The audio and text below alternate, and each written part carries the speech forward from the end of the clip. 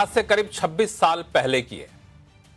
अभी हम अलग अलग जो वेबसाइट देखते हैं ना, जिसके आखिर में .com लगा होता है, दरअसल उससे जुड़ी हुई घटना है। 1990 के दशक में ऐसी .com वाली कई सारी कंपनियों की भरमार सी आ गई थी। ऐसा लगा था कि आईटी की दुनिया में सब कुछ पलटने वाला है।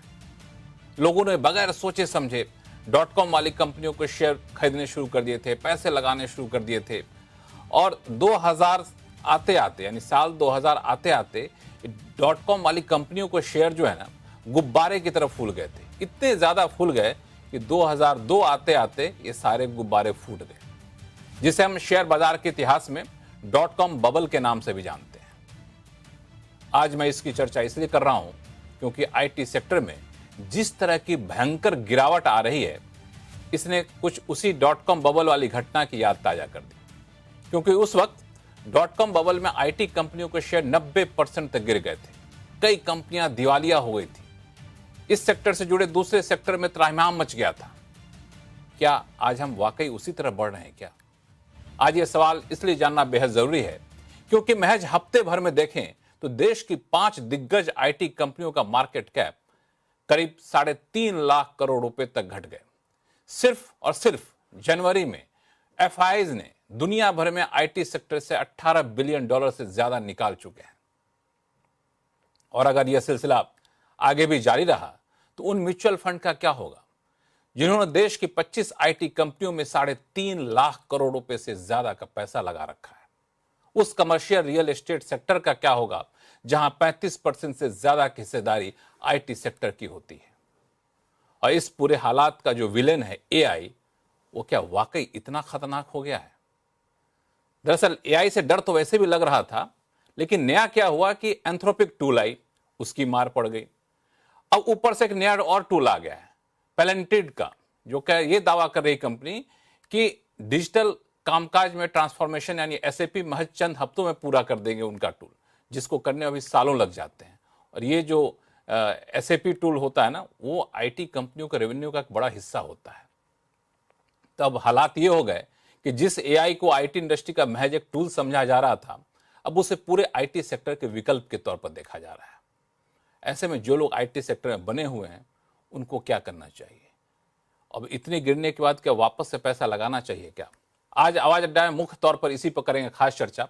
नमस्कार, मैं हूं लक्ष्मण राय और चर्चा में शामिल होंगे हमारे साथ विशेष मेहमान, जियोजित इन्वेस्टमेंट के senior vice president Gaurang Shah साहब हैं, मार्केट एक्सपर्ट सुदीप बंदोपाध्याय जी हैं, एसडब्ल्यू कैपिटल के डायरेक्टर पंकज जैन साहब हैं, प्रॉक्सेट कैपिटल के मैनेजिंग पार्टनर अभिषेक अग्रवाल साहब हैं और मार्केट एक्सपर्ट अनिल राय जी हैं।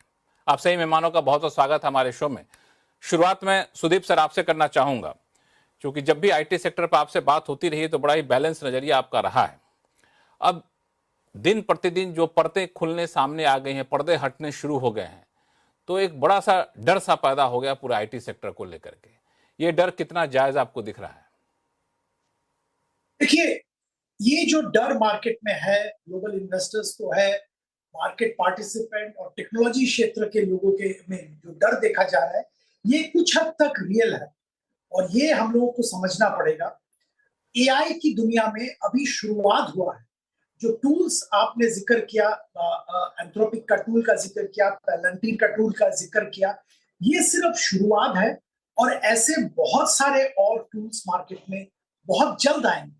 और अगर आप जो टेक्नोलॉजी के जो लीडर्स हैं, जो इस क्षेत्र के दिग्गज खिलाड़ी है कह सकते हैं आप, उनके स्टेटमेंट्स, उनके जो थॉट्स है, वो अगर ध्यान से सुने तो साफ वो कह रहे हैं कि अगला 1 साल 18 महीने में ये पूरा स्ट्रक्चर चेंज हो जाएगा। जो जो जो सर्विस सेक्टर है, जो टेक्नोलॉजी सर्विस प्रोवाइडर्स है, उनका नेचर चेंज हो जाएगा।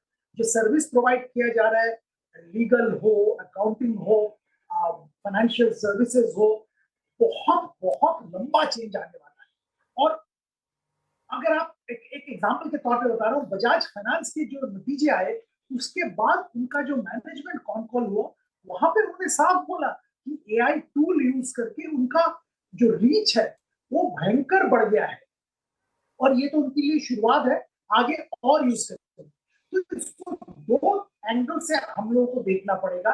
एक तो जो आईटी कंपनीज हैं उनके लिए, और दूसरा डिफरेंट यूजर इंडस्ट्रीज के लिए, मुझे तो लगता है यूजर इंडस्ट्रीज के लिए एक बहुत बड़ा अपॉर्चुनिटी सामने आ रहा है, जो कि एआई के जरिए ये कैप्चर कर पाएंगे, जो अब तक कैप्चर नहीं कर पा रहे थे।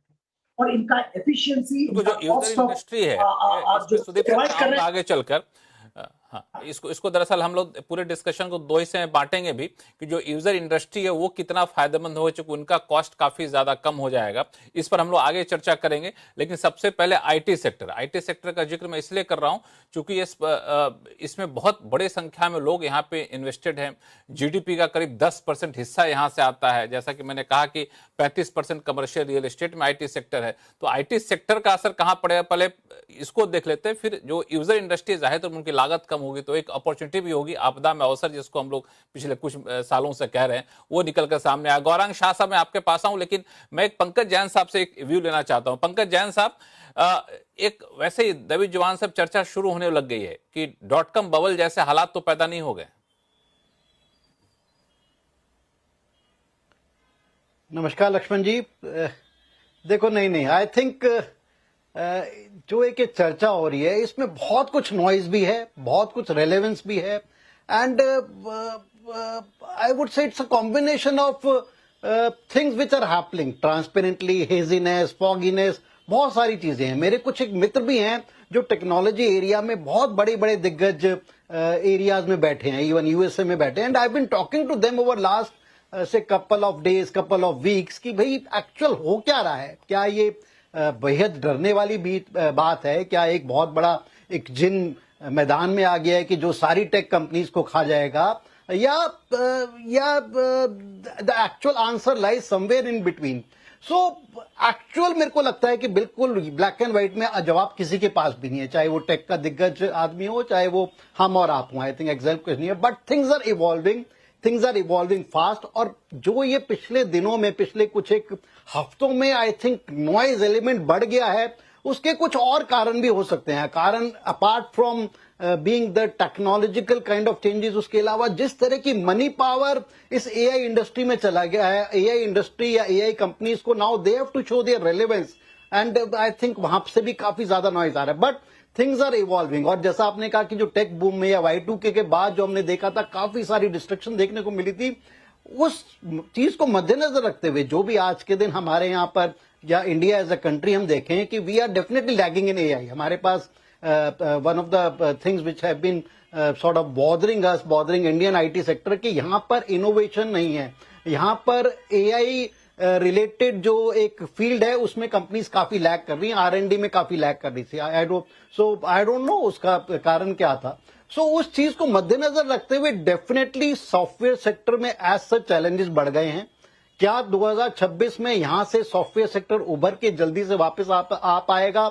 आई थिंक चांसेस उसके कम हैंगे, but the companies will evolve. और इस इवोल्यूशन प्रोसेस में मेरे को लगता है कुछ एक कंपनीज काफी पीछे रह जाएंगी, कुछ एक कंपनीज आगे निकल जाएंगी, कुछ एक कंपनीज एक एवरेज स्पीड से बढ़ती रहेंगी। जो 2 से 3% की आजकल आईटी सेक्टर में हमारे यहाँ ग्रोथ है, क्या उस ग्रोथ में एक्सेलरेशन आएगी? चांसेस कम लग रहे हैं। आई थिंक उसमें हो सकता है स्टैग्नेशन ज्यादा है। और क्या पूरी चीज इस तरह से इवॉल्व हो गई है? क्या जो अब आज के दिन वैल्यूएशन है कैश फ्लोज को लेके, क्या वैल्यूएशन प्रॉपर हो गए हैं? इसका आंसर प्रॉपर किसी के पास भी नहीं है। So as a investment analyst, as a broker, what we have been guiding our clients कि भाई थिंग्स आर हेजी, और जहां पर थिंग्स कॉम्प्लेक्स और हेजी होती है, जहां आंसर्स नहीं होते, हमने बार बार देखा है उस फील्ड से या उस सेक्टर से थोड़ा सा बच के रहना चाहिए। एलोकेशंस कम करो, don't try to bottom fish. ये मत सोचो कि बहुत सस्ते हो गए हैं कि इस वैल्यूएशन पे टीसीएस, इन्फोसिस, विप्रो दोबारा नहीं मिलेंगे।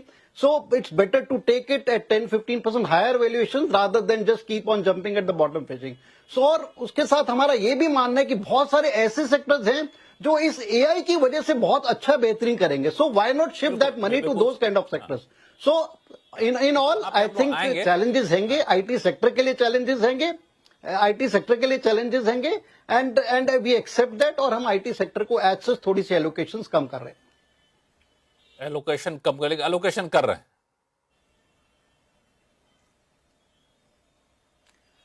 एलोकेशन में जो बने हुए, इट्स नॉट दैट कि सडनली दैट एलोकेशन बिकम्स 0 या become 50%, but we are not trying to bottom fish और trying to average out on दो स्टॉक्स।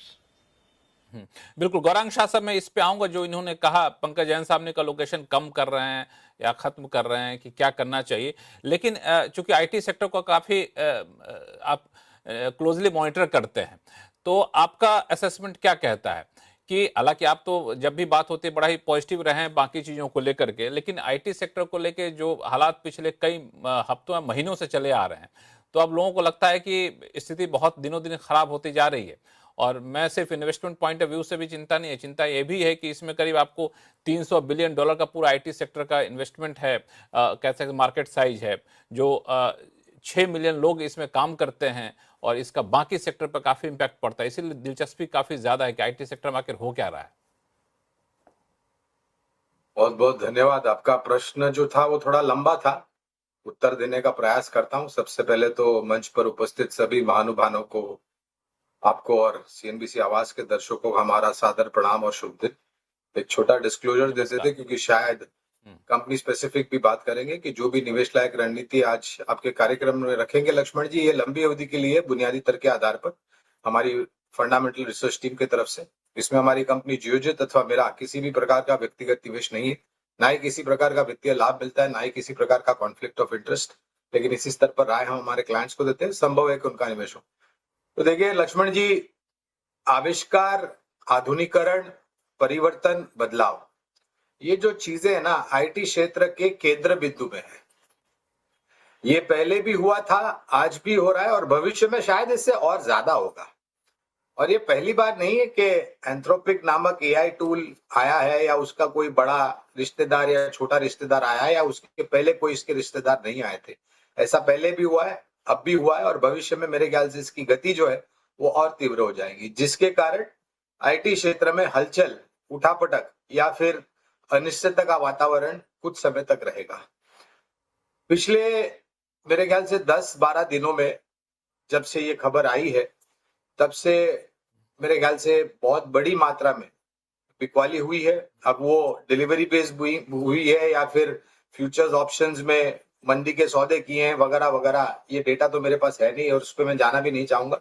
लेकिन 92 हफ्ते के निचले स्तर पर या अपने जीवन के निचले स्तर के आसपास कुछ आईटी क्षेत्र के शेयर्स आ गए। आईटी क्षेत्र की सूचकांक में भी उसी तरीके से बदलाव हुआ है। इस अनिश्चितता का वातावरण लेकर के क्या सेक्टर शिफ्ट हुआ है, क्या लोगों का मन बदल गया है? कुछ हद तक हाँ और कुछ हद तक ना।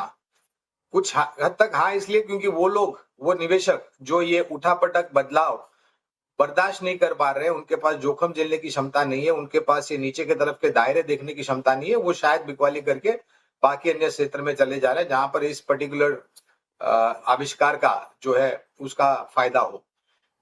हम आज के तारीख में भी लक्ष्मण जी जियोजित इन्वेस्टमेंट्स में सकारात्मक नजरिया रख रहे हैं। हमें ये नहीं पता कि आने वाले छोटी मध्यम अवधि में क्या होगा, लेकिन हमें बिल्कुल ये पता है कि लंबी अवधि में शायद ये जो परिस्थितियां हैं नकारात्मक, ये दूर हो जाएगी। और कहीं ना कहीं मूल्यांकन को लेकर के, और एक बात लक्ष्मण जी, ये जब से पिछले 10-15 दिनों से या फिर हफ्ते 12 दिन से जब भी ये करेक्शन आया, किसी भी आईटी क्षेत्र की मैनेजमेंट ने आकर के चेतावनी नहीं दी है। मैंने उल्टा की टेक महिंद्रा के मैनेजमेंट को मैं सुन रहा था 2 दिन पहले, और उन्होंने वो बता रहे थे कि भाई हाँ ये परिस्थिति है, लेकिन ये ऐसी परिस्थिति नहीं है कि एक बहुत बड़ा नकारात्मक सा माहौल और अनिश्चितता का वातावरण लंबी अवधि के लिए आईटी क्षेत्र, भारतीय आईटी क्षेत्र कंपनी को हो जाएगा। और हमने ये भी देखा है दूसरी तीसरी तिमाही में कि भारतीय आईटी कंपनियां एआई में भी निवेश कर रही हैं, अधिग्रहण कर रही हैं, हेडकाउंट्स वगैरह में बात कर रही हैं, डेटा सेंटर्स के लिए बात कर रही है। तो ऐसा नहीं है कि अब एक बहुत भयानक सा माहौल आईटी क्षेत्र के लिए खड़ा हो गया। मेरे ख्याल से ये ओवर रिएक्शन है।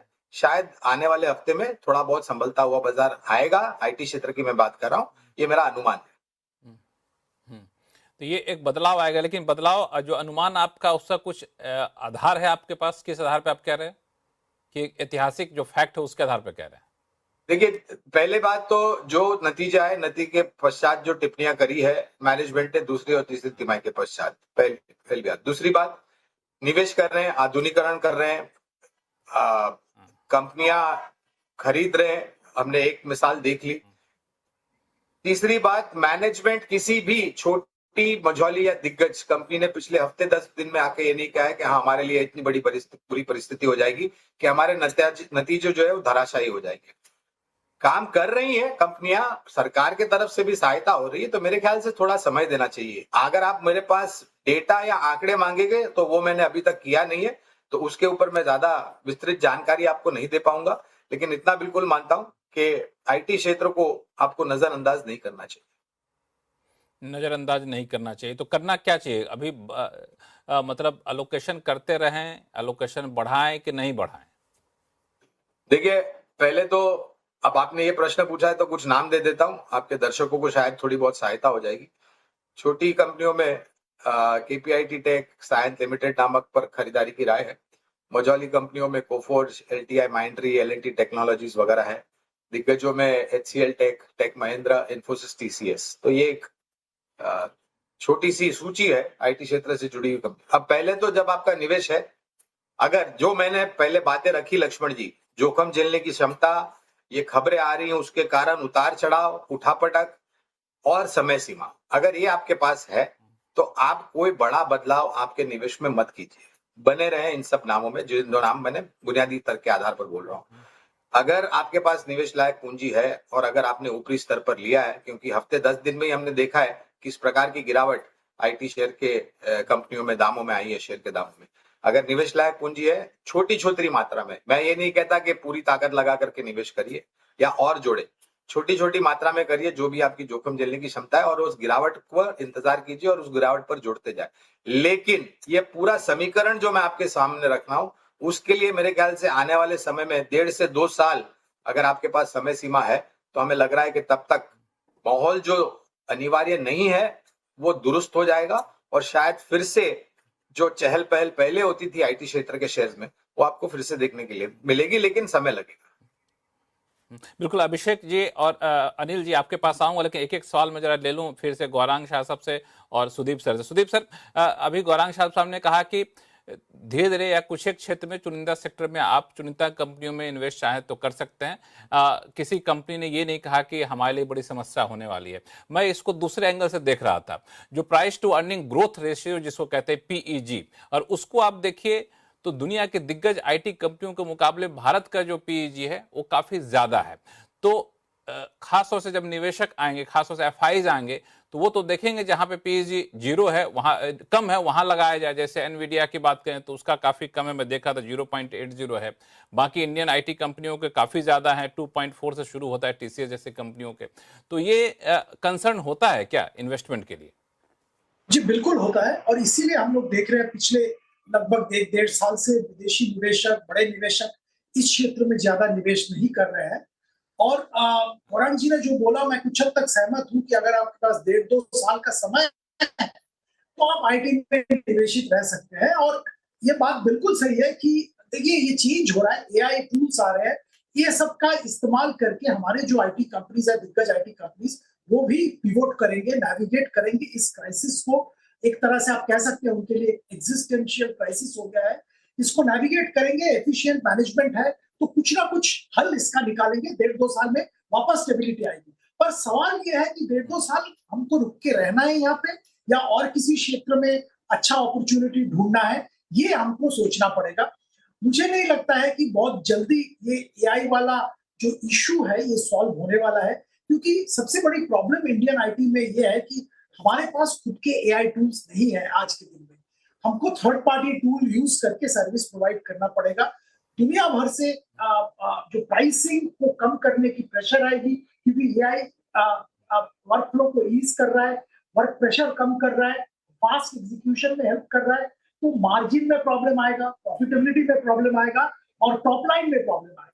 ये तीनों चीजों में एग्जिस्टिंग जो सर्विस प्रोवाइडर आईटी इंडस्ट्रीज हैं उनके लिए प्रॉब्लम आएगा, और ये प्रॉब्लम 1-1.5 साल तक चलता रहेगा, जब तक हमारे कंपनीज इसमें इस सिचुएशन में अपने आप को ठीक देख करके, एडजस्ट करके, सिचुएशन के हिसाब से सर्विस डिलीवरी के लिए तैयार नहीं हो पाएंगे। तो मुझे लगता है कि बिल्कुल सतर्क रहना चाहिए। अभी कोई जोखिम लेने की सवाल ही नहीं है आईटी क्षेत्र में।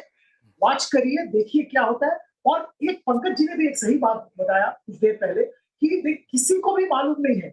हम एक्सपर्ट बात कर रहे हैं, हम लोग सब बात कर रहे हैं, बहुत सारे विदेशी जो एक्सपर्ट्स हैं वो भी बात कर रहे हैं, पर किसी को सही तरीके से मालूम नहीं है कि कल को क्या होने वाला है, अगले हफ्ते क्या होने वाला है, 3 महीने में क्या होने वाला है। तो मैं तो समझता हूँ कि इतना अनसर्टेनिटी में आईटी क्षेत्र में थोड़ा संभल के रहना चाहिए। बहुत सारे क्षेत्र हैं, बहुत संभल के सारे रहना चाहिए। एक्टिविटीज है इकोनॉमी में, और किसी जगह पे आप निवेश की अपॉर्चुनिटी ढूंढिए। अगर आप निवेशित है तो आप मौका देख के, अगर मौका आपको अच्छा मिल जाए, एक बार एग्जिट भी ले सकते हैं, कोई दिक्कत नहीं है। ये बिल्कुल आपने सही कहा। दरअसल कब क्या हो जाए किसी को पता नहीं है, क्योंकि जो डिस्टर्ब करने वाली कंपनियां, जो पॉकेट हैं, वो बड़ी बड़ी आईटी कंपनियां नहीं, कहीं और से पॉकेट से निकल कर चीज़ आ जाती है। कि जैसे जादूगर निकालता है ये हमारी तरफ से रुमाल निकालना, इस चीज़ को हम लाल को हरा कर देंगे, हरा को लाल कर देंगे, वैसे अलग अलग पॉकेट लेकर लोग खड़े हो जाते हैं। अभिषेक अग्रवाल साहब, अब तक बड़ी लंबी चर्चा हुई, आप गंभीरता से सुन रहे थे, आप इसमें कुछ ऐड करेंगे? लक्ष्मण जी, इस मैटर पे तो चर्चा कई बार हो चुकी है और मैंने अपने राय आपके कई सारे एपिसोड्स में रखे थे। एंड अब जो हम देख रहे हैं ऑलरेडी, ये डाउनफॉल मोटा मोटा आप ऐसे समझ सकते हैं कि जो उस समय व्यू बना के चल रहे थे एटलीस्ट हमारे एंड से, वो तो आज की डेट में तो राइट प्रूव हो रही है। वेयर मैंने बहुत कैटेगरिकली उस समय भी कहा था कि आपकी दखल एआई में बहुत ज्यादा है। एआई कंपनी, आपको पता था क्या वो लोग टूल्स निकालने वाले हैं? देखिए, मैं ये तो नहीं कह सकता कि बहुत ज्यादा मुझे मालूम है, बट जितना जो थोड़ा बहुत मैं करता हूँ मेरे नेचर ऑफ वर्क में, उसमें डेफिनेटली मैं थोड़ा क्लोज हूँ IT related activities and services में, और उसी के तहत मेरी असेसमेंट ये रही थी पहले भी और आज भी वही है। और इस चर्चा में मैं कुछ अगर नए एलिमेंट्स ऐड करूं कि हो क्या रहा है, थोड़े डिफरेंट वे में समझाने की कोशिश करता हूँ। तो बिल्कुल बिल्कुल। पहली चीज ये है कि मुझे ये कोई बबल वाली बात नहीं लग रही है। इंडिया के आईटी सेक्टर में कोई बबल नहीं था। अभी जो करेक्शन हम देख रहे हैं वो लार्जली इसलिए आ रहा है बिकॉज ये आईटी जो सेक्टर है जो केटर कर रहा है दुनिया को, उसकी साइज कम नहीं हुई है ना। ऐसा हो कि $100 बिलियन का मार्केट $90 बिलियन हो गया है, डीग्रोथ हो गई, तो अब आप कंसर्न होंगे। सो ओवरऑल मार्केट साइज कम नहीं हुआ, बट उस मार्केट साइज का जो शेयर है कि उसकी शेयर कौन लेगा, शेयर का मतलब how much you are taking the leadership in that particular share, वो बदल रहा है एआई की वजह से। ठीक है, ट्रेडिशनली हमारे इंडिया के जितने भी आईटी फर्म्स है सारे के सारे मैन पावर ड्रिवन है। इतने हेड काउंट्स आप ऐड करिए तो ग्रोथ आ जाएगी। अब हेड काउंट्स तो कोई काम के ही नहीं रहे, बिकॉज लो मिड लेवल की जितनी भी एक्टिविटी है वो एआई के थ्रू हो रही है। सो एआई की इम्प्लीमेंटेशन, एआई की execution is real, it is not arbitrary. अगर अभी भी हम लोग डिनायल में हैं तो मेरे हिसाब से हम अपडेटेड नहीं है, क्योंकि मार्केट के अंदर में तो बहुत यूज केस अभी तक आ चुके हैं जहां एक्चुअली एआई ने क्या क्या रिप्लेस कर दिया है। ठीक है, सो एआई तो एक्चुअल है। अब इंडिया के आईटी सेक्टर के अंदर में क्यों इतनी जबरदस्त गिरावट है, क्योंकि एक दो दशक तक इंडिया की आईटी कंपनियां 15 से 20% ग्रोथ दिखाती थी। अब वो आ गई है सिंगल डिजिट पे, तो आपका कंप्रेशन आ गया रेवेन्यू की ग्रोथ पे, फॉलोड बाय अर्निंग्स की मार्जिन पे, बिकॉज आपकी अर्निंग ग्रोथ कम हो रही है, बट मार्जिन भी कॉम्प्रेस हो रहा है because of the cost structure, right, innovation की वजह से। एंड अब आप कंपीट कर रहे हैं ग्लोबल लेवल पे अमेरिका की कंपनी से, जो कि एक लेवल पे उन्होंने जो एआई के अंदर में अचीव किया है उससे उनका बिजनेस और मार्केट शेयर बढ़ रहा है ग्लोबली। ठीक है, तो अगर हम इन सबको देखें तो वैल्यूएशन कंपरेशन भी अब हम देख रहे हैं। तो एक जमाने में जहां 25-30 की शायद मल्टीपल कभी रही होगी, अब आप देख रहे हो कि भाई 12 से 15 या 16 टाइम की जो आप अर्निंग्स की जो देखते हो मल्टीपल की ग्रोथ, मोटा मोटा अब वहां पे ये आईटी सेक्टर जा रही है। सो मुझे यहाँ पे रैशनलाइजेशन ज्यादा लग रहा है। Having said that, I also do not endorse that ये सेक्टर खत्म हो चुका है, आप इस सेक्टर से निकल जाइए, इंडियन आईटी कंपनीज इन्वेस्ट करने लायक नहीं है। No, answer is not that. But if I am a global investor and if I have the choice to invest into multiple countries, तो फिर मेरा बेस्ट बेट वहां होगा जहां मुझे क्लियर कट इनोवेशन दिखेगी फॉलोड बाय ग्रोथ। ठीक है, अभी आपने एक जिक्र पीजी का किया था, सो वहां पे एक अंडरस्टैंडिंग गैप ये है कि उसमें प्राइस आता है, क्योंकि आपने प्राइस को इंक्लूड कर लिया है वैल्यूएशन मैट्रिक्स में। अब यहाँ पॉइंट है कि हमने इनोवेशन को आउट कर दिया। See, innovation is driving the growth right now, not the traditional bench strength of manpower. So ये फंडामेंटल डिफरेंस है। अगर हम इसको समझ पाएंगे तो हमको ये समझ में आएगा कि एक्चुअल में ये मिक्स जो है वो कितना बदल गया, और इस मिक्स की वजह से एक साथ अब सारी आईटी कंपनियों में सेम ट्रेंड देख रहे हैं, गिरावट। नहीं, इसमें अभिषेक जी मैं आप ही की बात को थोड़ा सा आगे बढ़ाऊं। और आप समझाइए इसको अगर मैं गलत समझ रहा हूं तो, कि ठीक है जो दुनिया के इन्वेस्टर्स होंगे, शेयर के इन्वेस्टर्स, एफआईज की बात कर लें मोटी भाषा में, या फिर दूसरे इन्वेस्टर जो होंगे, उनके पास तो पूरी दुनिया है। भारत के आईटी कंपनी छोड़ के दूसरे आईटी कंपनी में लगा देंगे जो ग्रोथ ओरिएंटेड ज़्यादा, इनोवेशन जहां पे ज़्यादा है। लेकिन भारत की आईटी कंपनी भी भारत के ज्योग्राफिकल बाउंड्री में तो है नहीं, उनका अपना एक्सपोजर दुनिया के बाकी देशों में है। तो जब दुनिया के बाकी देशों की आईटी कंपनियां अपने आप को इनोवेटिव बनाएंगी तो जाहिर तौर पे उसका असर भारत की आईटी कंपनियों पर पड़ेगा, क्योंकि बाहर के जो क्लाइंट हैं वो भारत से बंधे हुए तो है नहीं किसी एग्रीमेंट के तहत, उन आईटी कंपनियों को सर्विसेज लेंगी। नहीं, बिल्कुल आपकी ये असेसमेंट बिल्कुल सही है और यही हो रहा है क्योंकि हमारी आज भी जो आईटी की जो बिजनेस है वो लार्जली एक्सपोर्ट है। देखिए अमेरिका के अंदर में आईटी में वो खुद कंज्यूम कर रहे हैं, हम भी अमेरिका को जाके बेच रहे हैं। तो उनके डोमेस्टिक मार्केट में डिमांड उनकी आईटी की इतनी मैसिव है कि सब जगह से दुनिया उनको सर्व करती है, इसलिए तो इतने सारे टैरिफ डोनाल्ड ट्रम्प जी लेके आते हैं। बट इंडिया का अंदर में डोमेस्टिक का तो अभी तक कोई ऐसा रहा नहीं कि बहुत बड़ी डिमांड हमने यहाँ गेन कर ली तो वहां से हमने डिमांड मूव अराउंड कर ली। अभी भी हम एक्सपोर्ट ओरिएंटेड है। तो अब आपने जो पॉइंट रखा वो बिल्कुल 100% सही है कि अगर आप इनोवेशन में लैक करेंगे और कोई और कंट्री का कोई और आईटी कंपनी जिसे आज जो रिक्वायरमेंट है कॉस्ट कटिंग की और अपने आप को एक रेवेन्यू मार्जिनलाइज को मेंटेन करने की, देखिए ग्रोथ है ना सब जगह चैलेंजिंग है। तो अगर हम ये समझें कि ग्रोथ लाना बहुत इजी है एक साइज में, आंसर इज नो।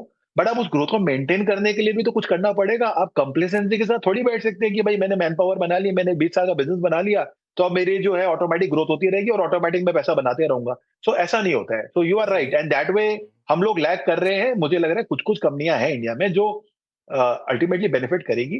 कहीं ना कहीं वो अपने अपने आप को वहां प्रिपेयर कर रहे हैं। ऐसा तो नहीं है कि सबके सब एक जैसे ही हैं।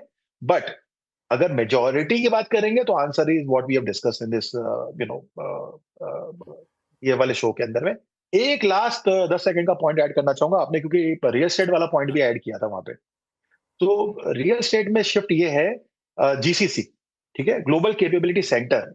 आप माइक्रोसॉफ्ट ले लें, गूगल ले लें, कोई भी, वो सारी डिमांड आप देखिए, हैदराबाद देखिए, बैंगलोर देखिए, वहां पे 5-5 लाख 10-10 लाख स्क्वायर फीट की वो जीसीसी सेटअप कर रहे हैं। एंड ऐसे अनाउंसमेंट्स आप लास्ट 12 महीने में निकालेंगे तो मेरा असेसमेंट ये है कि कुछ नहीं करके भी 25 से 30 बिलियन डॉलर का जो जीसीसी है वो इंडिया में अभी आने वाला है। So I think so that is where the real estate play is going to be for India. But वो आईटी वाला जो गेम है वो अल्टीमेटली गूगल वाले और या माइक्रोसॉफ्ट वो सबको बेनिफिट मिलेगा क्योंकि उनका कैपेक्स है, उनके पास वो एआई के जो है नेचुरल लैंग्वेज जो उनको ट्रेन कर रहे हैं, नेचुरल एलएलएम जो बात करते हैं, वो वहां पे उनके पास वो कमांड चली जाएगी। हम उनको डेटा देंगे, वो डेटा प्रोसेस करके हम ही को बेचेंगे और हम उनके यूजर बनेंगे। तो मोटे तौर पे जीसीसी जो है वो रियल एस्टेट सेक्टर को दूसरे तरफ से कैटर कर लेगा। अभी ट्रेडिशनली जो जिस तरह से रियल एस्टेट सेक्टर एसोसिएटेड है वैसा नहीं रहेगा, दूसरे तरीके से रहेगा। एक अपॉर्चुनिटी वहां पे जाकर निकल कर आएगी। अनिल जी, आपसे बड़ा स्पेसिफिक सवाल पूछूंगा कि अगर कोई आईटी सेक्टर में बना हुआ है अभी भी, तो हमें निकल जाना है कि बने रहना है, इसको कैसे पहचाने? देखिए, मेरी सलाह अभी फिलहाल थोड़ी सी हो सकता है बाकी लोगों से अलग हो। मैं अभी आईटी सेक्टर को अवॉइड करने की सलाह दे रहा हूं और जिन्होंने पहले ले रखा है, अगर बहुत ज़्यादा लॉस नहीं है तो आप उससे एक बार के लिए निकल जाएं।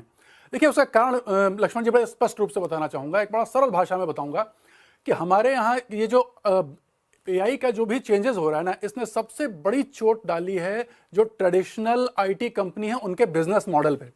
जो हमारी स्पेशली इंडिया के जो आईटी इंडस्ट्रीज हैं उनकी सबसे ज़्यादा जो बिलिंग होती है ना, मैन पावर, मैन आवर्स में बिलिंग करते हैं वो। यानी कि वो जनरली चार्ज करते हैं, एग्जांपल के लिए बता दूं, वो $100 पर आवर के रेट से चार्ज करते हैं और फिर कहते हैं साहब देखिए इतने घंटे इस काम में लगे तो इसका इतना बिल हुआ, और यही उनका सबसे बड़ा रेवेन्यू मॉडल है इस समय। अब वही काम एक एआई टूल 5 मिनट में कर देता है, तो उसके लिए कोई उतना बड़ा जो यूजर कंपनी होगी उतना ज़्यादा पेमेंट अब आगे करेगी नहीं। और दूसरी चीज़, वो एक बहुत कम सब्सक्रिप्शन मॉडल पे वो एआई टूल से सेम बेनिफिट और इफिशिएंट बेनिफिट उठा लेगी।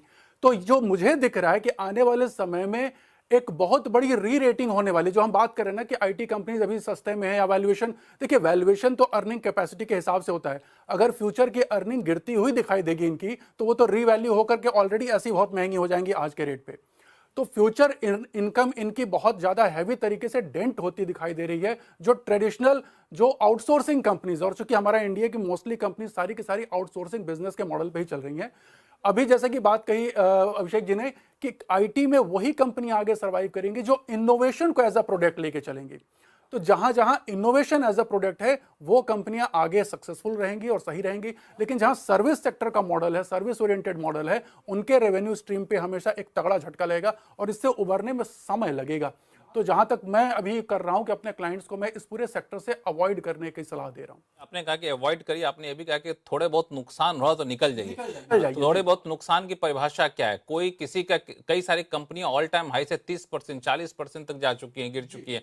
अब वो लोग जो फंस चुके हैं उस टाइम लेकर के, तो वो बने रहे कि अब निकल जाए, चूंकि मान लीजिए 40% गिर गया तो लोगों का इतना गिर गया, इससे तो ज्यादा थोड़ा गिरने वाला है। देखिए ये बाजार में मैं पर्सनली इस में विश्वास करना पसंद नहीं करता हूं कि अगर इतना गिर गया तो इससे ज्यादा नहीं गिरेगा। ठीक है, ये बात हो सकती है कि लगे कि भाई एकदम आईटी कंपनियां खत्म तो नहीं हो जाएंगी, लेकिन फिर भी जहां तक मैं समझ पा रहा हूं, जो मैं जितना डेटा को एनालाइज कर पा रहा हूं, तो मुझे दिख रहा है कि इनकी फ्यूचर अर्निंग पर एक तगड़ा डेंट आता हुआ दिखाई दे रहा है। अभी जैसे बात हो रही थी कि अभी ऐसे और भी टूल निकलेंगे जो और इफिशिएंट होते चले जाएंगे, तो जो जिस चीज को ये लोग दिन भर में करते हैं या एक महीने में करते हैं, हो सकता है वो कुछ मिनटों में हो जाए और उसकी सब्सक्रिप्शन चार्जेस बहुत कम होंगे। तो ओवरऑल जो मुझे दिख रहा है कि इनमें इनकी जो अर्निंग कैपेसिटी है, इनकी जो अर्निंग मॉडल है, उस पर बहुत तगड़ा एक झटका लगने वाला है, इनकी कैपेसिटी गिरने वाली है और सडनली रातों रात ही अपने बिजनेस मॉडल को चेंज नहीं कर सकते। तो मेरी सलाह यह है कि टोटल पोर्टफोलियो में अगर आप देखें, अगर आपके आईटी की वजह से, क्योंकि बाकी पोर्टफोलियो में हो सकता है आपको बैलेंस कर रहा हो, तो अगर सारा पोर्टफोलियो आपका बहुत डाउन नहीं है तो एक बार के लिए आईटी से निकल जाएं और उसको कहीं सही दूसरी जगह पे लगाएं। दूसरी जगह क्या, उस पर मैं चर्चा करूंगा आगे चल करके। पंकज जैन साहब, मेरा सवाल आपसे है कि हमारे पोर्टफोलियो में अगर आईटी कंपनियां हैं, अगर हम 30%, 40% नुकसान पर हैं, तो हो सकता है कि आगे फ्यूचर उस कंपनी का हो, तो कैसे पहचाने कि उस कंपनी का फ्यूचर है? जो इनोवेटिव है, जो छोटी कंपनियां, मझोली कंपनियां हैं, या फिर ट्रेडिशनल कंपनियां हैं, किस पर बने रहे और किससे निकल के चले आए? लक्ष्मण जी देखो, इसका मैं 2-3 भाग में जवाब दूंगा। बहुत मुश्किल नहीं है, बट आई थिंक जो एक ह्यूमन साइकोलॉजी है वो हमारे को बहुत सारी चीजें करने नहीं देता, हमारे को चर्निंग करने नहीं देता। एक फर्स्ट ऑफ ऑल, जब भी कोई ट्रेड या जब भी कोई इन्वेस्टमेंट ऑफ होप बन जाए, ट्रेड ऑफ होप बन जाए, तो एक बहुत बड़ा प्रश्न चिन्ह लग जाता है। जब आपको फंडामेंटल्स और टेक्निकल्स दूसरी तरफ दिखाई दे रहे हैं और सिर्फ आप होप पे बैठ जाते हैं, तो आई थिंक एक काफी बड़ा प्रश्न चिन्ह लग जाता है। अगेन टू से कि पूरे आईटी सेक्टर को हम एक सेम ब्रश से पेंट कर दें कि IT sector is over and out and let's now switch over to some other sectors like financials और हेल्थ केयर और manufacturing kind of thing, I think वो भी ठीक नहीं होगा। इस टाइम पूरी इंडस्ट्री को एक ब्रश से पेश किया जा रहा है। मेरा ये मानना है, हम what we have been guiding our clients also, बहुत सारी ऐसी कंपनियां, छोटी मझौली कंपनियां रादर आईटी में, who are doing excellent work, but इस टाइम क्योंकि समय की मार है, उन पे सेक्टर की मार है, may be they been falling like pins with others, but मैं कंपनी का नाम नहीं लूंगा। There are some specific companies who are doing excellent work in say in automation of automobiles, auto ancillary में, manufacturing में, हेल्थ केयर में। There are some specific companies, many specific companies. उस तरह की कंपनी मेरे को लगता है कि एआई मॉडल से बहुत ज्यादा डिस्ट्रक्टिव फोर्सेस से बहुत ज्यादा इफेक्ट नहीं होगी। Rather they will evolve themselves and they will starting using AI and they could rather benefit. और जब भी थोड़ा सा टाइड या थोड़ा सा नॉइज टर्न अराउंड होएगा, these companies could do exceedingly well. There are some bigger companies I think जिनमें जो एक ह्यूमन मैन पावर एलिमेंट है, जो बिलिंग ह्यूमन उस मैन पावर की वजह से हो रही है, जहां पर इनोवेशन कम है, I think they would struggle with the growth. So to say कि पूरे सेक्टर में ये इस तरह का दबाव बना रहेगा, आई थिंक सही नहीं होगा। So there could be some switching within the sector, there could be some switching from the sector to some other sector। अगर आपको ऐसा लग रहा है कि आप 5-10-20% नीचे इस टाइम है भी आपकी कॉस्ट से, आप सब चीज को टॉप से मत कंपेयर करिए। Not everybody has entered Infosys, Wipro, TCS at the top.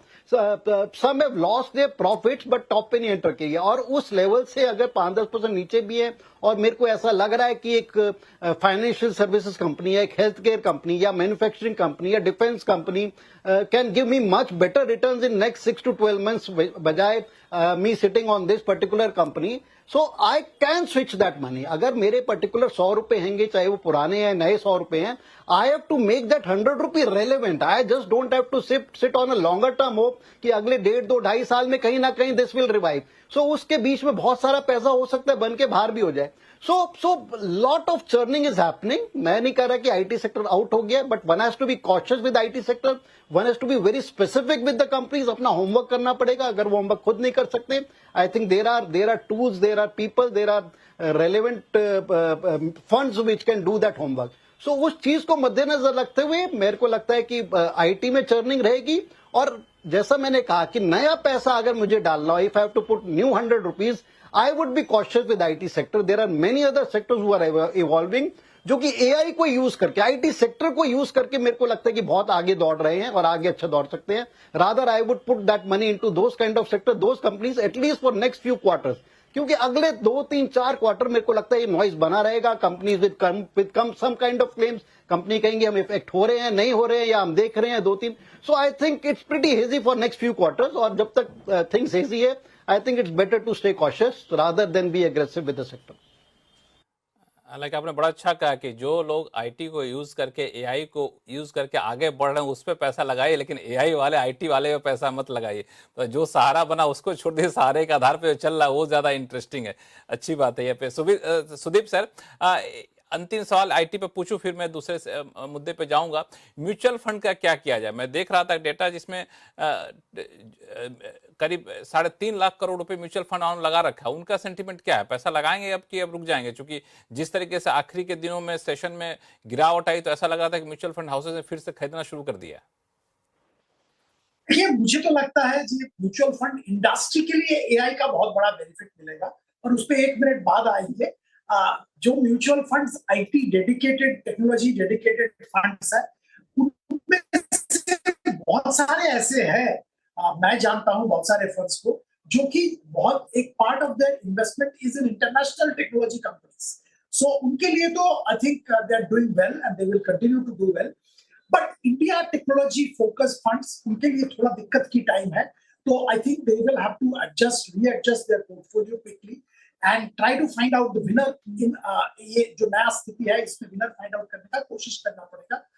Blindly top down approach मेरे ख्याल से अभी काम नहीं करेगा टेक्नोलॉजी क्षेत्र में, इंडियन टेक्नोलॉजी क्षेत्र में. साथ में मैं ये भी कहना चाहूंगा कि जैसे पहले भी बात हो रहा था, टेक्नोलॉजी को इस्तेमाल करके जो क्षेत्र काम करते हैं, म्यूचुअल फंड इन क्षेत्रों में भी है. तो मुझे लगता है कि फंड्स के लिए बहुत अच्छा अपॉर्चुनिटी है. And I'm sure they will reap rewards. As an investor, I think I will recommend continuing deploying in mutual funds. आपको सही सिलेक्ट करना पड़ेगा, उसके लिए बहुत सारे तरीके हैं, वो इस्तेमाल करके आपको निवेश करना पड़ेगा म्यूचुअल फंड में, क्योंकि वो एक सही जरिया है निवेश करने का. एक क्षेत्र का मैं जिक्र करूंगा, मुझे लगता है सबसे ज्यादा बेनिफिट होगा एआई में, वो है फाइनेंशियल सर्विसेज, जिसमें हम सब लोग जुड़े हुए हैं. इक्विटी रिसर्च बोलिए, म्यूचुअल फंड बोलिए, इंश्योरेंस बोलिए, लेंडिंग बोलिए, हर जगह पे I think revolutionary benefit companies को मिलेगा एआई टूल के जरिए. और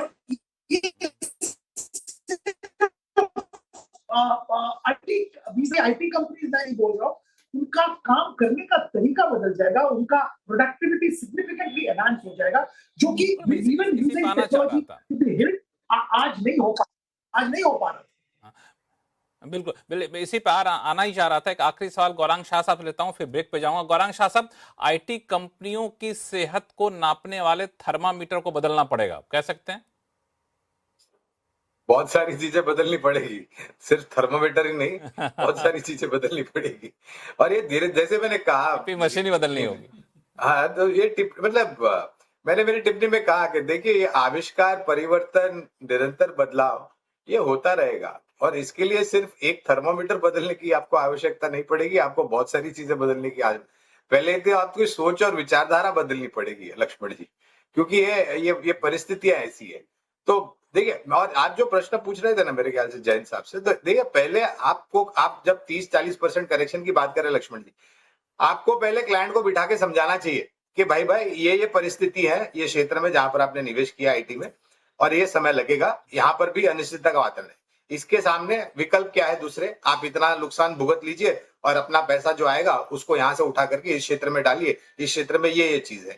तो वो क्लाइंट को समझाने की जरूरत है लक्ष्मण जी। अगर क्लाइंट के पास, जैसे मैंने कहा, हर एक क्लाइंट अलग अलग रिस्क प्रोफाइलिंग होते हैं, क्रेडिट रिस्क होता है वगैरह वगैरह, उम्र होती है, रिटर्न ऑन इन्वेस्टमेंट होता है वगैरह, बहुत सारी चीजें होती है। तो ये पहले ये जरूरी है कि आप ये सब चीजें एक्सप्लेन करें क्लाइंट को, और फिर क्लाइंट का क्या निर्णय है उसके अनुसार आप कामकाज कीजिए। लेकिन आपका प्रश्न का उत्तर एक नहीं, बहुत सारी चीजें बदलनी पड़ेगी।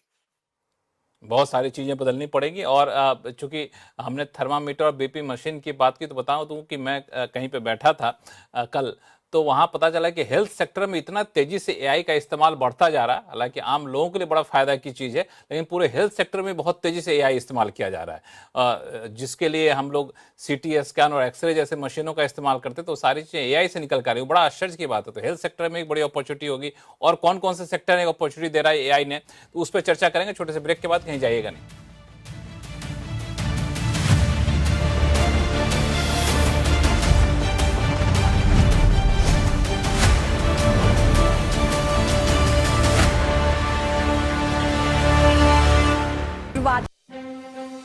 ये है टीवी 18 और आप देख रहे हैं CNBC आवाज। ये हमारी एनिवर्सरी के लिए जो मैं भूल गया था। ये उसकी सिस्टर की वेडिंग, संगीत, कॉकटेल में शो स्टॉपर बनने के लिए। और ये हमारे लिए खुशी के हर पल के लिए डायमंड्स, और डायमंड्स के लिए किसना। AU सेविंग्स अकाउंट में मिलते हैं amazing benefits, paperless banking and higher interest, वो भी हर महीने। Money money money money every month. सोच बदलो और बैंक भी।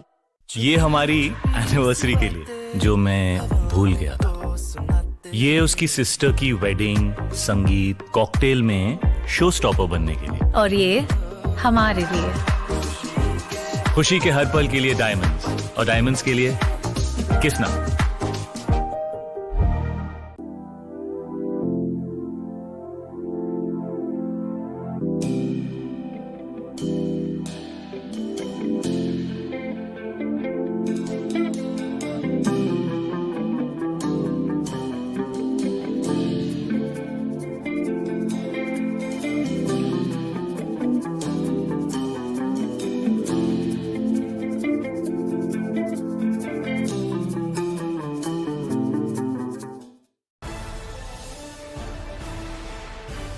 ये है नेटवर्क 18 और आप देख रहे हैं CNBC आवाज।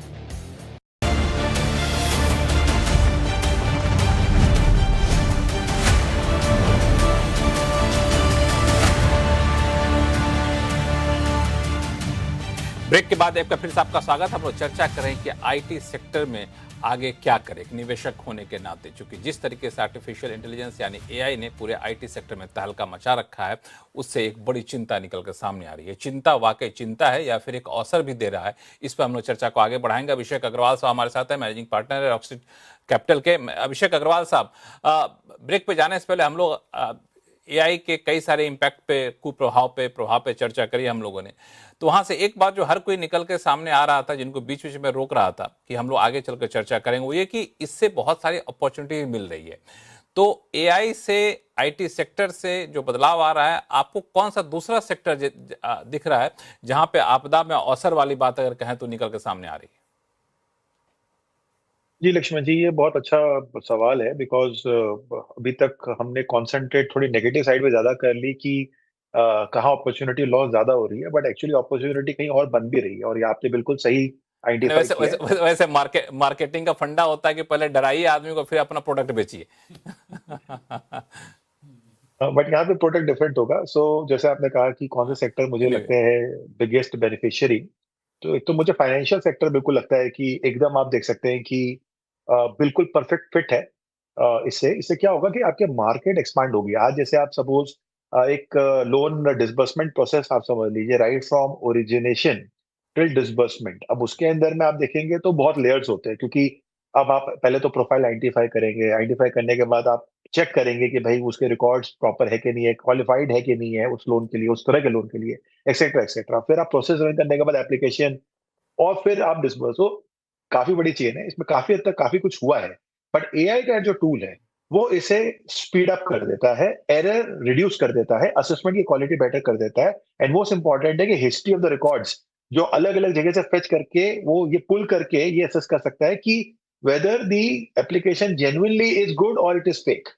नाउ अगर हम, ये तो मैंने सिर्फ एक छोटा सा एग्जांपल, एक लोन डिसबर्समेंट के एग्जांपल से दिया, अब आप इसको कोई भी तरीके से आप इसको अगर आप फिट करें, तो जो ऑलरेडी फाइनेंशियल मार्केट से जो डिजिटल मार्केट है, आप देखिए आप बैंक में काम करते हो तो डिजिटल करेंसी आपकी, वो फिजिकल करेंसी के साथ आप नहीं मूव अराउंड कर रहे। तो जहां पर भी कुछ चीज ऑलरेडी डिजिटल वर्ल्ड में है, वहां पे जब आप एआई को लेके आएंगे तो वो उसको स्पीड अप कर देगा, वो एफिशिएंसी को स्पीड अप कर देगा, कॉस्ट को कम कर देगा, ग्रोथ को बढ़ा सकता है। सो फाइनेंशियल सेक्टर मुझे लगता है कि एक ये सेक्टर है जो बहुत बड़ा बेनिफिशियरी होगा। इंडिया के लिहाज से बात हो रही है अभी, ग्लोबली भी ऑफ कोर्स बेनिफिट हो, मगर हम तो हमारे देश में रहते हैं तो हमारे सेक्टर्स अच्छा करे, यही हमारी उम्मीद रहेगी। फाइनेंशियल दूसरा सेक्टर जो हाँ, ये दूसरा कुछ बता रहे थे आप, सॉरी। हाँ, दूसरा सेक्टर वही सेक्टर है जो आपने आपके क्लोजिंग में बिफोर ब्रेक आपने कहा कि हेल्थ केयर। तो हेल्थ केयर में पहले क्या होता था कि आप देखिए कोई भी नया ड्रग जब आता है तो उसे कई सारे ट्रायल फेजेस से गुजरना पड़ता है, उसकी स्टेजिंग होती है।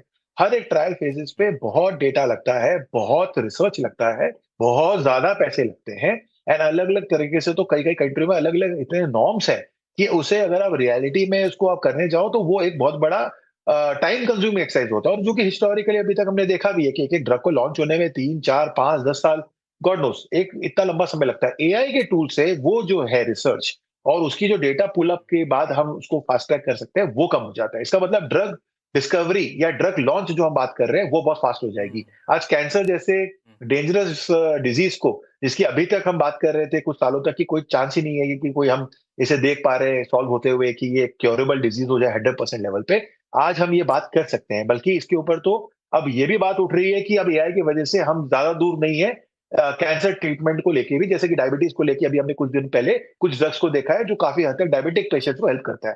तो ये सारी चीजें एक रियलिटी है और मैनकाइंड को लेकर डेफिनेटली ये बहुत बड़ा हेल्प होगा। सेक्टर में भी ऐसी कोई कंपनियां जो एआई एम्ब्रेस करेगी उनको भी फायदा होगा। सो सर्टेनली एज अ इन्वेस्टर, अगर आप इन्वेस्टर के नजरिए से देखें तो ऑप्शन तो कहीं और है देखने जैसा। आपको आईटी सेक्टर में ही क्यों रहना है प्योरली, क्योंकि अब तो हर एक कंपनी को आप आईटी सेक्टर समझ लीजिए या आईपी समझ लीजिए। या दूसरा है, अगर मैं एक कंज्यूमर हूं तो सर्टेनली मेरे लिए तो एक बहुत अच्छी न्यूज है, क्योंकि अब मेरे लिए हर एक चीज ईज आउट होते हुए जा रही है, आराम होती हुए जा रही है, फास्ट होती हुई जा रही है। हालांकि कंज्यूमर होने के नाते अनिल जी ये भी अच्छा है कि हम पहचान भी तो पाएं एआई के टूल से कि हमको कौन सा सेक्टर है ज्यादा ल्यूक्रेटिव है, कहां पे ज्यादा बेहतर रिटर्न होगा। क्या इसमें एआई का आप लोग इस्तेमाल करते हैं कि नहीं जब शेयर या सेक्टर चुन रहे होते हैं तो? एकदम, ये एक अनदर इस्तेमाल ऑलरेडी शुरू हो चुका है। जो बात हो रही थी कि फाइनेंशियल सेक्टर में एआई का बहुत ज़्यादा यूटिलाइजेशन होने वाला है, उसमें एल्गो ट्रेडिंग में इसका यूटिलाइजेशन शुरू होने वाला है। आगे एआई ट्रेडिंग शुरू हो जाएगी, मतलब एआई पावर ट्रेड जिसको हम बोलते हैं। फिर पोर्टफोलियो डिजाइनिंग, पोर्टफोलियो मैनेजमेंट, वहां पे इसका हेल्प मिलेगा। और ऐसे बहुत से एवेन्यूज हैं। मतलब देखिए, कुल मिला के कहने की चीज़ ये है कि जो काम में हफ्ते या 15 दिन लगते थे वो काम ये क्लिक में कर देगा। केवल अब आपको क्रिएटिविटी लगानी है, उसको सही कमांड देने आना चाहिए, सही आपको पैरामीटर्स देने आना चाहिए। वो एक एआई को मैं मानता हूं कि बहुत इंटेलिजेंट और इफिशिएंट असिस्टेंट है। तो बस ये है कि उसको गाइडेंस लेकिन आपको देना होगा। तो आप जितना बढ़िया गाइडेंस देंगे वहां पे। अब रही बात कौन कौन सेक्टर्स बेनिफिट हो सकते हैं, तो देखिए हमने फाइनेंशियल और हेल्थ केयर की बात की, लेकिन इसके अलावा भी कुछ सेक्टर्स मुझे दिखाई दे रहे हैं जो कि आगे जाके बहुत तेजी से बढ़ेंगे इस एआई की वजह से। जिसमें कि एक तो आप समझ लीजिए कि स्पेस टेक्नोलॉजी या डिफेंस जो टेक्नोलॉजिकल इनोवेशन है वो बहुत तेजी से बढ़ेगा। उसके अलावा एजुकेशन सेक्टर जो है वो बहुत तेजी से बढ़ने वाला है। जो मैं पास में जी, एजुकेशन सेक्टर में एक बात चल रही है कि पर्सनलाइज्ड कोचिंग शुरू हो सकती है एआई की वजह से, यानी कि हर बच्चे को उसका पर्सनल ट्यूटर एक ऐप में मिल सकता है और वो जो पूछेगा वो बताएगा, हर जानकारी उसके घर तक पहुंच सकती है। तो ये सब्सक्रिप्शन मॉडल में बहुत कुछ बड़ा एक डिसरप्शन आने के चांसेस दिख रहे हैं, जो आने वाले समय में हमें दिखाई दे रहा है। आपके पास आता हूं दोबारा अनिल जी। गौरांग शाह साहब कुछ ऐड करना चाह रहे थे। अब मैं एक सवाल पूछना चाहता था। ये हम इतनी एआई की बात कर रहे हैं, आधुनिकरण आविष्कार की बात कर रहे हैं, किस प्रकार से योगदान मिलेगा। लक्ष्मण जी, कभी सोच आई है दिमाग में कि इंसान अपनी बुद्धिमत्ता का प्रयोग करना बंद कर देगा? अभी नहीं सोच क्या, इसमें तो नहीं, लोग तो खुलेआम कर रहे हैं। गौरांग शाह साहब, इसमें तो लोग खुलेआम कर रहे हैं कि लोग दिमाग लगाना बंद कर दिया। अब पूछिए नहीं, लोगों ने दिमाग लगाना बंद कर दिया। अब तो ये होता है कि स्थिति है, घर से ऑफिस से निकलते हैं तो घर का एड्रेस लगा लेते हैं और जैसे गूगल बताता चले जा रहे थे, अपना रास्ता भूल चुके रहते हैं। तो मैं वही पहला था, दरअसल मोबाइल फोन आया उसके पहले कम से कम मुझे 15 से 20 लैंडलाइन नंबर याद रहते थे। अब मोबाइल फोन आने के पश्चात एक भी नंबर याद नहीं है। कभी कभार तो खुद का नंबर भी सोचना पड़ता है कि क्या नंबर है। तो देखिए लक्ष्मण जी, फायदा देखिए, आप आधुनिकरण आविष्कार परिवर्तन जो है एआई का जो हो रहा है आईटी क्षेत्र में, उसका सकारात्मक असर काफी सारे क्षेत्रों पर पड़ेगा, लेकिन उसका साथ साथ इंसान के ऊपर भी एक नकारात्मक असर पड़ेगा। नकारात्मक, बिल्कुल। आपने ऐसा मुद्दा छेड़ दिया, हर कोई बोलना चाहता है। सुदीप सर, फिर पंकज जैन साहब आपके पास आता हूं मैं। सुदीप सर। देखिए लक्ष्मण जी और गौरव भाई, मुझे लगता है कि हमारा स्किल सेट अपग्रेड करना पड़ेगा। आप मोबाइल बिल्कुल सही कह रहे हैं। मुझे भी उस जमाने में 15-20 नंबर याद थे, अब कुछ भी याद नहीं है। बीवी का नंबर 2-3 बार सोच के बताना पड़ता है।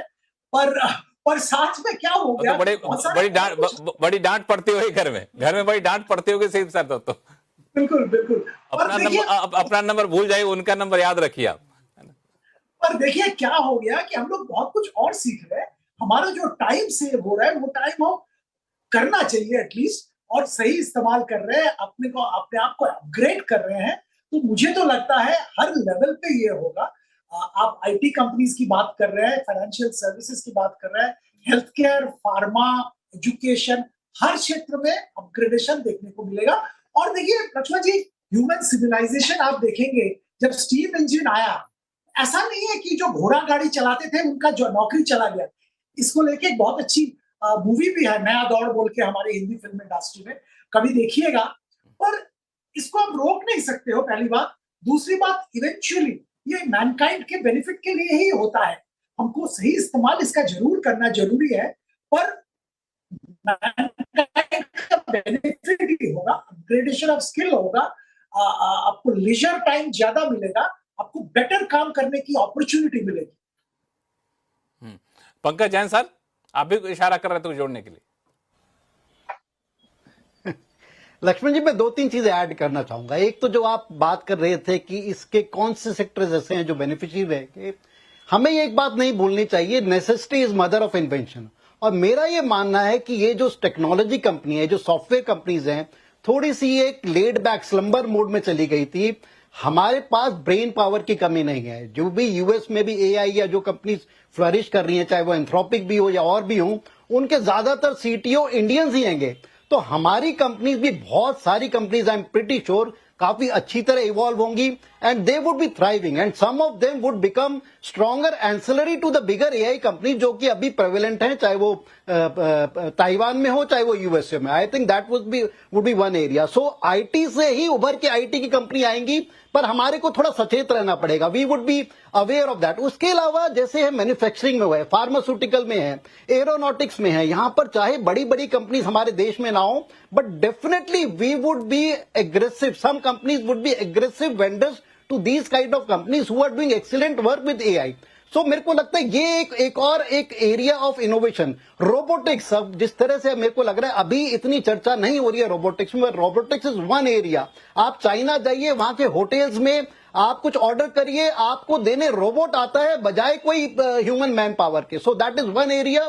तो ठीक है, रोबोटिक्स में डायरेक्टली हम बहुत ज्यादा आगे ना हो, बट दिल बी मेरी companies who would be servicing that cause sitting out in India. So there are many areas, financial is one, एक कंसेंसस एरिया है जो हम सबको लग रहा है कि काफी बेनिफिट होगा. So there are many areas, there are many evolving areas and there are many evolving areas within IT which would come on the upper side. So एक चर्निंग हो जाएगी आईटी में भी. तो ये मत समझिए कि आईटी एज अ सेक्टर बाहर हो गया और हम पैसा दूसरे ले जाएं. It just that may be as of today we don't know exact answer कि कौन सी कंपनी ऊपर आ जाएगी, कौन सी नीचे आ जाएगी. बट आप अवेयर रहिए, अच्छे लोगों के साथ उठिए बैठिए, अच्छी नॉलेज गैदर करिए एंड अच्छे फंड या अच्छे फंड मैनेजर के साथ रहिए. स्टे विद आईटी सेक्टर, आपको यहां पर भी अच्छा पैसा देखने को मिलेगा. चूंकि बाकी जहां जहां ग्रो होगा तो आईटी के सेक्टर की वजह से ग्रो होगा, भले उसके नेचर चेंज हो जाएंगे. तो ऐसा नहीं कि आईटी सेक्टर बैठ जाएगा, उसके बदौलत पर ग्रो होने वाले सेक्टर सब बुलंद रहेंगे और ये कमजोर पड़ा रहेगा. लेकिन आपने सही कहा कि देखते रहिए कौन सबसे तेजी से आगे बढ़ने की क्षमता रखता है, या फिर कहें कि जो हालात के साथ अपने आप को बदलता रहेगा वही बचा रहेगा. यही सबसे मोटा फॉर्मूला. हालांकि सुदीप सर को बोल दूं, सुदीप सर कह रहे थे कि एआई की वजह से काफी ज्यादा समय बचता है, तो उस समय का इस्तेमाल लोग करेंगे अलग अलग चीजों में. लेकिन दुख की बात है, लोग समय का इस्तेमाल बाकी चीजों में नहीं करते हैं, इस रील स्क्रॉल करने में ज्यादा चले जाते हैं, क्योंकि वो भी एक बड़ा अजीब सा इजाद हो गया. और दूसरा आपने कहा कि नंबर लोग याद नहीं रखते. तो मेरे प्रोड्यूसर साहब ने मुझे मैसेज किया कि जमतारा वाला सब सारे नंबर याद रखते हैं. इसे एआई का जमाना है, जिससे जो है आपका डिजिटल फ्रॉड वगैरह काफी ज्यादा बढ़ जाता है. तो जिसको याद रखना हो तो रख लेता है, इसकी चिंता ना करें. एनीवे, अभिषेक अग्रवाल साहब, इस पे एक सवाल और आपसे पूछूं मैं कि आप तो लोगों को इन्वेस्टमेंट के आइडियाज भी देते हैं. आप लोग अपने सेगमेंट में, चूंकि फाइनेंशियल सेक्टर की शुरुआत आपने की थी, आप लोग अपने सेक्टर में एआई कितना यूज करते हैं? अब उस तरह से बैठ करके पूरा रिसर्च करना है, कौन सा शेयर ऊपर जाएगा नीचे है, कहां पे बेचना चाहिए, कहां खरीदना चाहिए, ये सब करना पड़ता है कि एआई कर देता है खुद ब खुद?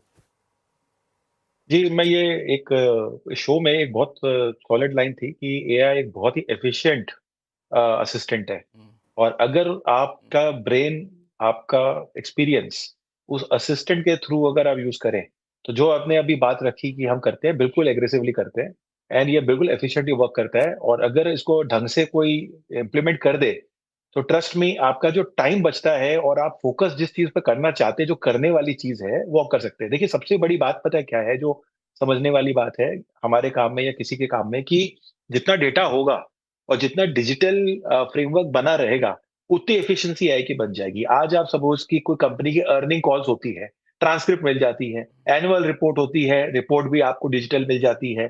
सो आज आपके पास कॉर्पोरेट एक्शन हुआ, वो भी आपको डिजिटल मिल जाता है. अब अगर सब कुछ डिजिटल है, तो आपको अपना ब्रेन ही यूज करना है कि कैसे उसे कंप्यूट करे और उसमें से क्या फाइनल आउटकम निकाल के डिसीजन ले.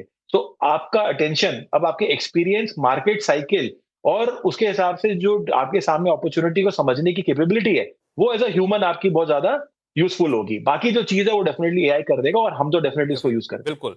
हालांकि समय यहाँ पे कम खत्म हो रहा है, इसलिए शो को यहीं खत्म करना पड़ेगा. इसी के साथ कि जो मुद्दा गौरांग शाह साहब ने उठाया है, उसको हमेशा याद रखिएगा कि इस एआई के जमाने में दिमाग काम करना बंद ना कर दे, इस बात का ख्याल जरूर रखिएगा. इसी के साथ आवाज अड्डा फिलहाल इतना ही. आप सभी मेहमानों का बहुत बहुत धन्यवाद अपना कीमती समय निकालने के लिए.